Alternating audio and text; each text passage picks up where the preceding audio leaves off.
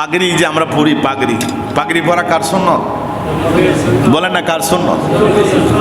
নবীর সুন্নতের মধ্যে ইহকালীন ফায়দাও রয়েছে, পরকালীন তো আছেই 100%, দুনিয়ার ফায়দাও রয়েছে। এই জন্য বিজ্ঞানীরা রিচার্জ করে, অজুকে রিচার্জ করেছেন, পাগড়িকে রিচার্জ করেছেন। কেউ যদি পাগড়ি পরে, পাগড়ির মধ্যে পিছনে যে একটা লেজ আছে, মেরুদণ্ড পর্যন্ত লেজটা ঝুলিয়ে থাকে, আল্লাহর কোনো বান্দা যদি পাগড়ি পরে নামাজ পড়ে, ওই বান্দার মেরুদণ্ডের মধ্যে কোনোদিন অসুখ হবে না। জোরে বলবেন না সুবহানাল্লাহ।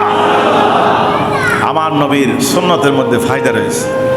এবং করোনা ভাইরাস যখন চলছিল, তখন রিসার্চ করে দেখা গেছে পৃথিবীর মুসলমানেরা সবচেয়ে কম আক্রান্ত হয়েছে। তার কারণ কি? ওই সব বান্দাদের বেশি কম, একেবারে কম আক্রান্ত হয়েছে যারা পাঞ্জেগানা নামাজ পড়েছে, তাহাজ্জুদের নামাজ পড়েছে, দৈনিক 5 বার নিজের হাত মুখ ধুয়েছে। আল্লাহ পাক ওই আক্রমণ থেকে, ওই রোগ থেকে বান্দাদেরকে হেফাজত করেছেন। 5 বার মানুষ যখন নামাজ পড়ে, 5 বার উজু করে, তার হাতের মধ্যে, মুখের মধ্যে জীবাণু থাকে না। সুবহানাল্লাহ। আপনি নামাজের মধ্যে ডানে সালাম আছে, বামে সালাম আছে, তার মধ্যেও বিজ্ঞানের ফায়দা রয়েছে। আপনি নামাজ পড়ছেন, এটা একটা অত্যাধুনিক ব্যায়াম করছেন, শারীরিক চর্চা করছেন। যারা 5 ওয়াক্ত নামাজ পড়ে, তাদের জন্য আলাদা ব্যায়াম না করলেও সারে।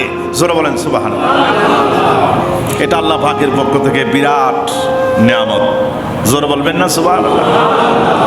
মাটির বাসন দিয়ে ভাত খাবেন, লোকেরা সমালোচনা করবে, সমালোচনা করবে আর না করবে সেটা আমি থাকাবো না। আমার নবীর সুন্নাত যে আপনার মাটির বাসন দিয়ে খাবার খেলে মাটির জীবাণু শুষে নেয়। সুবহানাল্লাহ। মাটির মধ্যে আল্লাহ পাক সে পাওয়ার দিয়েছে। সুবহানাল্লাহ। তাহলে বিশ্বের মানুষের দোয়া কবুল হয় না, তার মধ্যে কারণ নবীজিকে আমরা মানি, আসলে মৌখিকভাবে মানি, রসুলের সুন্নাতকে আমরা মানছি না বলে দোয়া কবুল হয় না।